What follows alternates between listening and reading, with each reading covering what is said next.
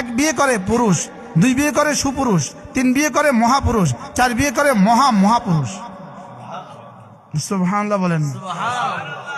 আল্লাহ রাসূল বলেন খাইরুকুম, তোমাদের মধ্যে শ্রেষ্ঠকে আকসারুকুম নিসাআ, যার বিবি বেশি।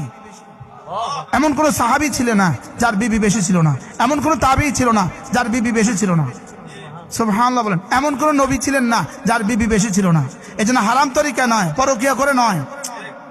পরকিয়া করলে হিসাবে হিটি দিবেন, কি জুতা দিয়ে ফিটে দিবেন, পরকিয়া নয়। বলেন কি নয়? বলেন প্রেম করে নয়। আপনার স্বামী 24 ঘন্টা আপনার মোবাইলে থাকে, ওকে বলেন তুমি আরেকটা বিয়ে করো, তবে মোবাইলে গুনাহ করবে না।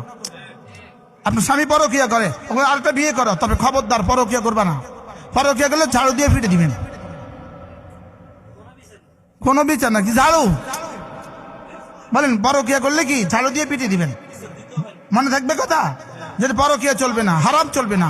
হারাম মানে গজব আর গজব, আর হালাল তরিকা বিয়ে মানে বরকত আর বরকত।